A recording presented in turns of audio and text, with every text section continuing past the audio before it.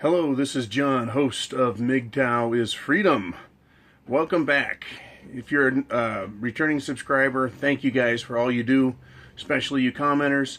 If this is the first time viewing this channel, click subscribe. Do it now. And for everybody, give the video a thumbs up. Even if you don't like it, give it a thumbs up. Give all MGTOW videos a thumbs up on every channel.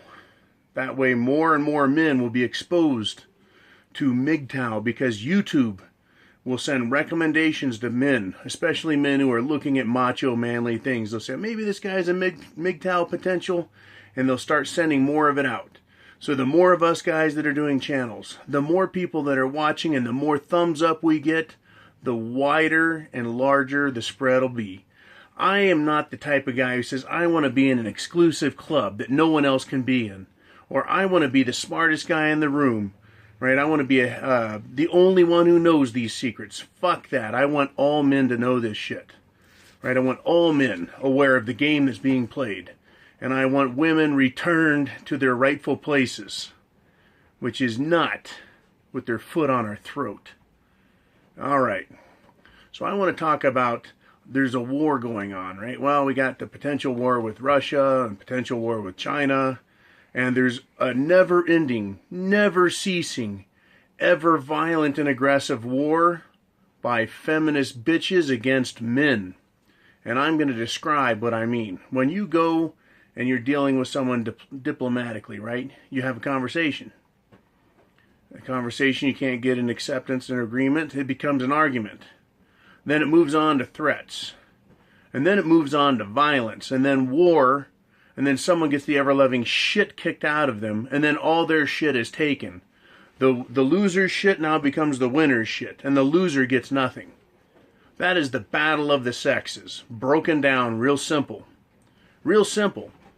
But it's not really fought on a collective level, not like traditional war, where men go out and face each other on the battlefield, while women sit at home and complain about how hard it is to watch Mr. Rogers with their children in front of the TV, while they complain about having to fix peanut butter and crackers and carrot sticks while men are out digging foxholes trying not to get their asses shot off. That's the other kind of war. I'm talking about a social engineering war that hits right close to home, and instead of fighting collectively, we fight it on an individual basis. And that's exactly how the Viet Cong of social engineering works. That's right, the Viet Cong. You name your enemy, Al-Qaeda, ISIS, whatever your time frame of reference, with sneaky, underhanded, rotten little bastards that'll cut your throat in your sleep. I'm talking about feminists and feminism and the war feminism has with men. It's a guerrilla war, and it's fought hand-to-hand, one-on-one so often. And men don't get any help until now. Welcome to MGTOW is Freedom. I am John, I am the host, I am MGTOW. And let me tell you what MGTOW is. It is just men going their own way. Largely, the movement revolves around leaving women behind, leaving the gynocentric model behind, not obeying their rules, not obeying their social standards, always being a man first and putting women second. Whether they're feminists or not, women come second. Right? Because in Japan, women come first, Mr. Bond. All right. So let's look at this war. I said in a regular war, it starts with negotiations, then it moves to arguments, then it moves to threats, then it moves to violence, then it means all-out war, and then someone loses their shit. Same thing, men, is happening to you if you're in a relationship. Let's talk about the negotiations. She says she wants you to take your hard-earned money and buy her a brand new car and put it in her name. And you're like, hey, I don't think that's the smoothest idea. I don't think we're going to do that. So then it turns into a debate. You start arguing with her, back and forth, back and forth. She says, I want. You say, no way. I want, no way. Then comes a threat. Well, if you don't give me my brand new car and put it in my name, you can sleep on the couch. Right? There's a threat. And you're like, wait a minute, it's my couch. Hey, woman, there's the door. You can take your bitch-ass feminine crap out of here, right? So you break up with them. Well, you come home from the work the next day, and there she is sitting on the couch. She sees you and starts hitting herself with a fucking frying pan and scratching herself, right? And then she picks up her phone and dials 911. Calls the police to complain that she came over. She used her key to get in. You came home after what the woman didn't consider to be a real breakup, right? And started beating on her. Then, right? And if this is your wife, same fucking story. She can do the same thing. You have a battle fight, you come home, she starts beating on herself. This is not uncommon. In fact, it's very common. Because a woman can't beat on a man physically in most cases, they'll beat on themselves and use the police to come after you. Then they go to court. That's right, they go to divorce court. They go to any court, and they start asking for a settlement. Right? That's where they take all your shit. The war is over. Someone's won. And if you're the one paying, you're the one who lost. Right? Not to mention the destruction of your reputation the whole way through with your friends, your family, your work, right? Your social circles. It's the same thing as regular war. You know, diplomacy. Woman wants something. Next step down, ratchet, right? Argument. Right? I want you to knock your shit off, Iran. Fuck you, U.S., right? Over here, it's, I want a car. And you're like, fuck you, bitch. It goes to the next level, right? Threats, right? If you don't knock your shit off, you know, we're going to kick your ass. And over here, it's, well, if you're not going to give me what I want, you're on the couch. And it just escalates to the point of violence. And yeah, real violence is a big part of this. And typically, more times than not, I'm going to argue, wager, and statistics will show that women love to use lies, manipulation, fabrication, false police reports. Go ask Brad Pitt how he likes it. Go ask all of the millions of men who have had the cops called on them because their woman wasn't happy with the way it turned out. Right? He called her bluff because that's really, in the war of the sexes, all women have. Right? The bluff. But they can make that bluff real. They can make it physical. Right? When they call the police. And that's when it gets nasty. They're actually committing a crime. They can't physically beat you, but they're going to commit a crime and bear false witness. Right? They're going to file a false report with the police. They're going to make a false claim and then go to court and lie in court under perjury and say, you hit her. Right? That is the physical violence of the feminist war against men. Physical violence. But all they have is a bluff in reality. But they'll use the police and the court against you. So is there a war on men? Just ask the men. Watch how this is played out.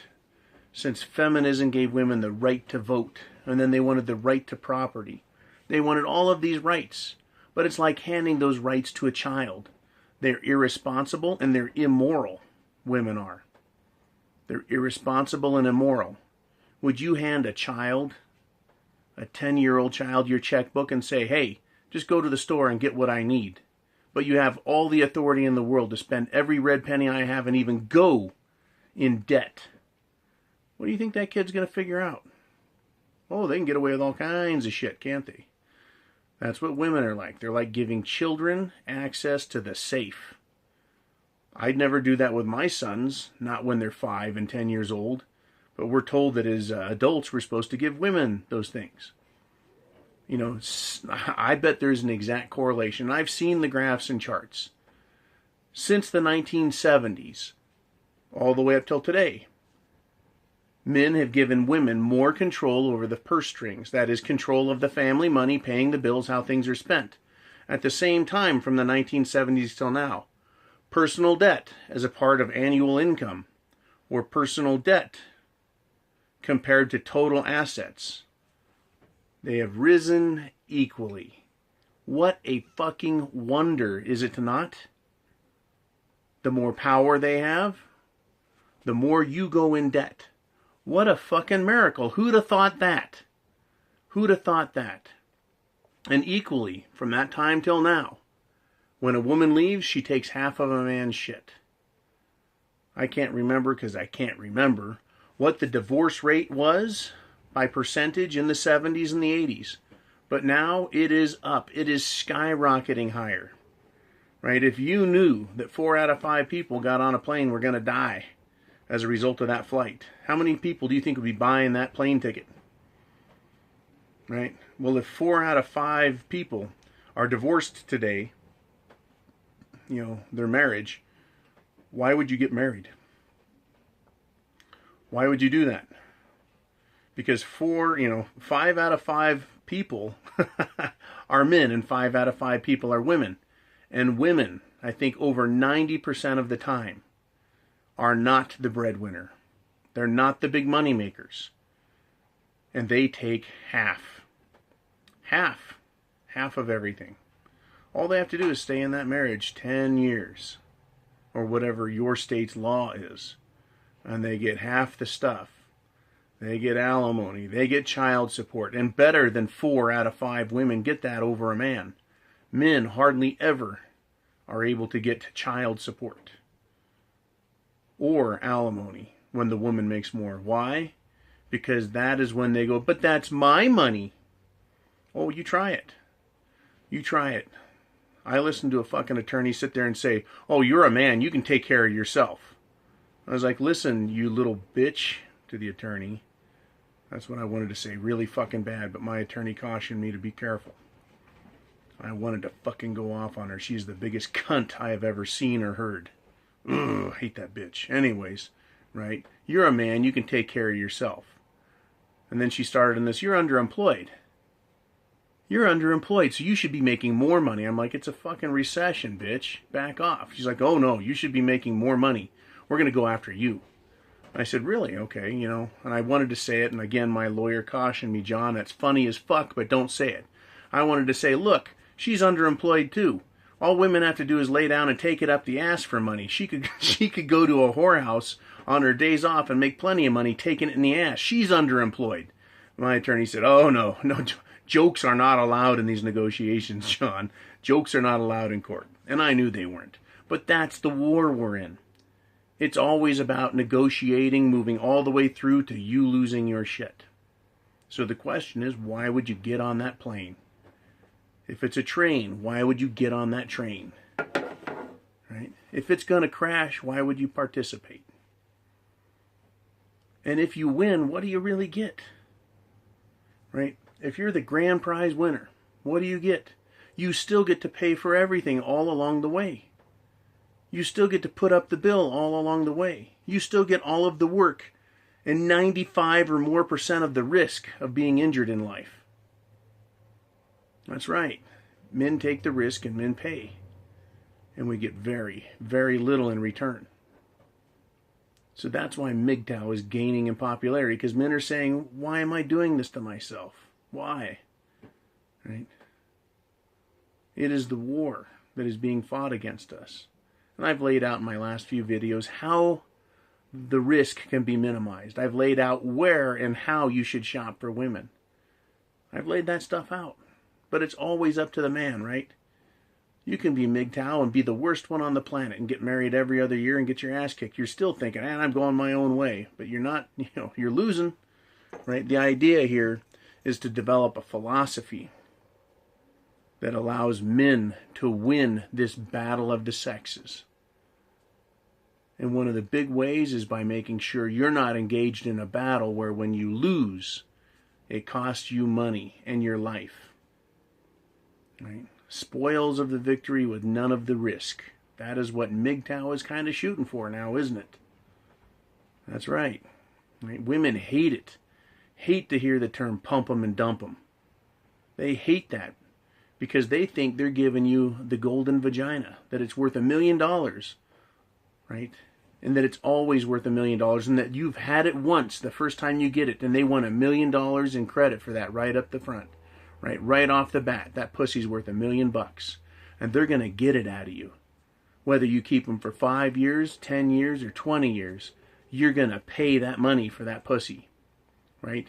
And you're just lucky if you get to have it more than once, right? Every time she gives it to you, you're just lucky. But you paid, right? You signed the deal that first time you got it. That's right. The first time you got some of that pussy, she said, that's it, right? And I think that's where this fucking mentality is with women. And you've probably heard about it. Where a man's got a girlfriend, she's living with him, and at some point she decides to leave. And she goes through the whole house and steals everything that isn't fucking nailed down or too heavy for her to carry off.